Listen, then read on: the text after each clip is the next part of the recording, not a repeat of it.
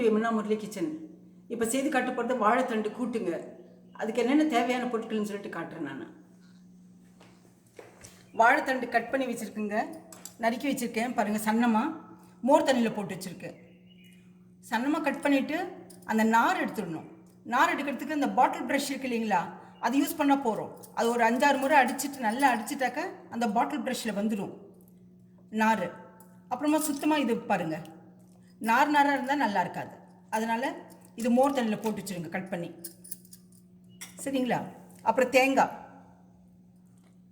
2 tomato cut பண்ணி வச்சுருக்கேன். நான் துவரம்பருப்பு ஒரு 1/2 கப்பு கழுவி வச்சுருக்கேன். கடுகு, சீரகம், உளுத்தம்பருப்பு,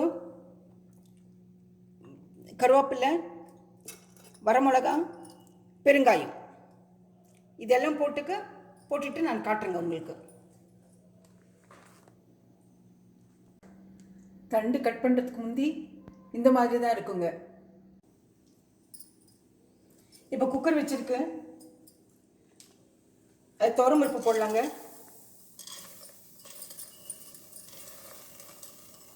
துவரம்பருப்பு போட்டுட்டு இந்த வாழைத்தண்டு மேலே போடுறேன்.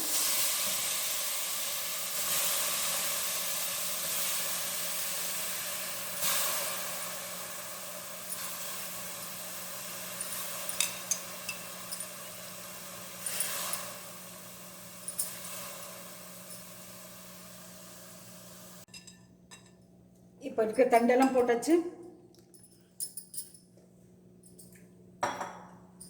மஞ்சள் தூள் போடலாம் கொஞ்சம்.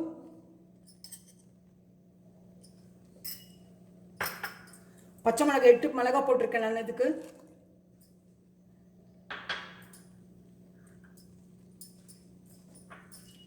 தக்காளி பழம் 2 பழம்,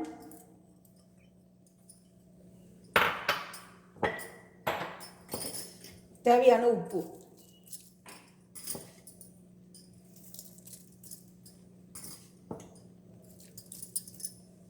போட்டுட்டு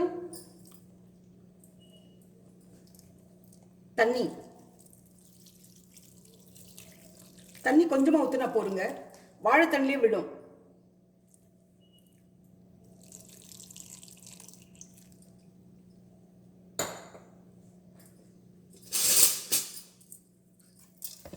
பாருங்க, அளவாக தண்ணி ஊற்றினா போடும். சும்மா ஒரு கலக்கி வச்சுட்டு இந்த துவரம்பருப்பு வேகிறதுக்காக ஏதோ ஒரு எண்ணெய் விட்டுடலாங்க. நல்லெண்ணெய் இருந்தாலும் சரி, விளக்கெண்ணெய் இருந்தாலும் சரி, 1 ஸ்பூன் போடும். நல்லா வெந்துடும்.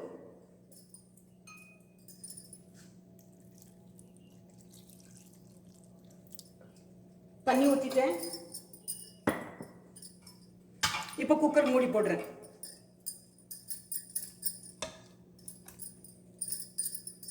இப்போ தண்ணி ஊற்றியாச்சு.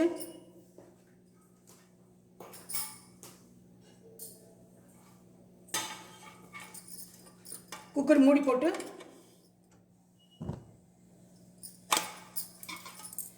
ஒரு 3 விசில் இல்லைன்னா 4 விசில்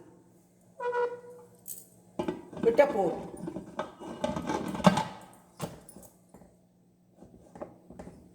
பாருங்க, குக்கர் போட்டு விசில் போட்டேன். இது விசில் வந்து ஆறின பிறகு தாளிச்சிடலாம். இப்போ உங்களுக்கு காட்டன் தேங்காவை 2 சீரகம் வச்சு போட்டு மிக்சியில் வந்து தண்ணி இல்லாமல் மிக்சியில் போட்டிருக்குங்க. சும்மா ஒரு 4-5 முறை போட்டிருக்கேன் நான், அவ்வளோதான். விப்பில் அடிச்சிருக்கேன், தண்ணி ஊற்ற கிடையாது. அதே தேங்காய் துருவல் தான். இப்போ வந்து குக்கர் ஆறி போச்சு.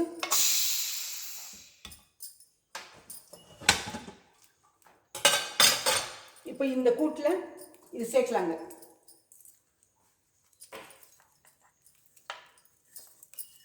பார்த்தீங்களா, இது மாதிரி இருக்கணும். தண்ணி ஊற்றிட்டாக்க ரொம்ப நைஸாக போயிடுங்க, நல்லா இருக்காது கூட்டு. தேங்காய் போட்ட மாதிரி இருக்கணும்.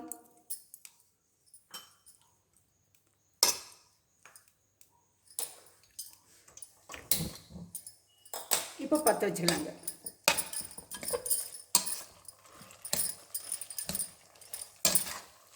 இது நல்லா கலக்கி விட்டுடலாங்க. இது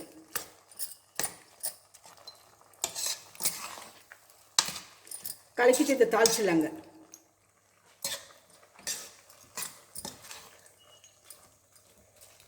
உப்பு முதல்ல போட்டிருக்கேன். உங்களுக்கு தேவையானா இப்போ உப்பு பார்த்துக்குங்க. நீங்கள்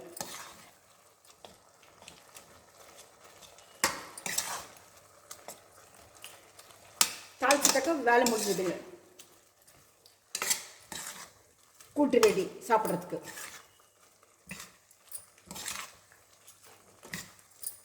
இதுக்கு வந்து எண்ணெய் ஊற்றிருக்கேன் நான் இப்போ தாளிக்கிறதுக்கு.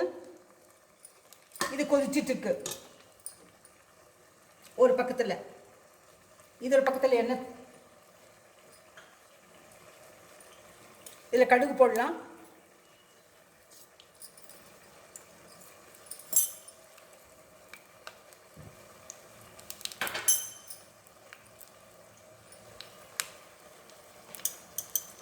கடுகு பொரிஞ்ச பிறகு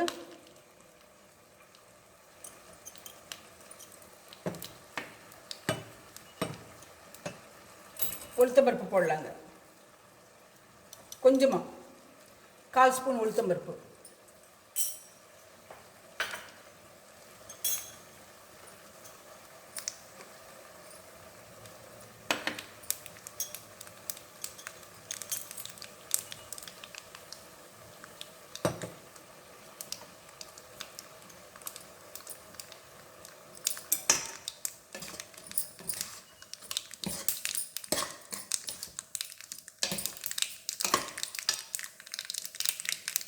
இது நல்லா பொரிஞ்ச பிறகு சீரகம் போடலாங்க.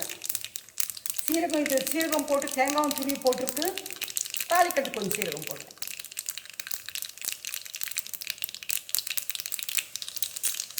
சீரகம், கொஞ்சமாக பெருங்காயம்,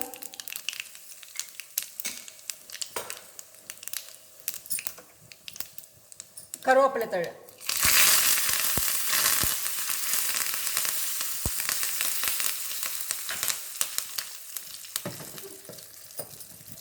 இதை போட்டு தாளிச்சிடலாங்க.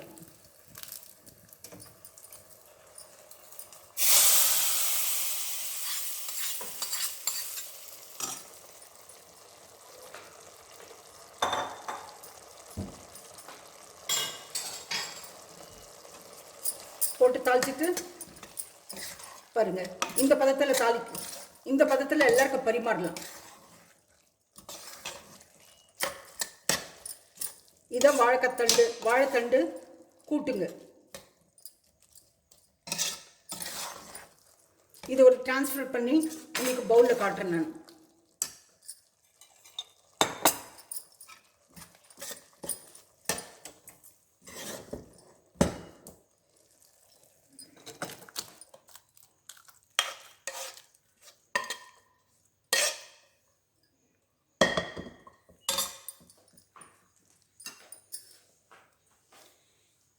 இந்த வாழைத்தண்டு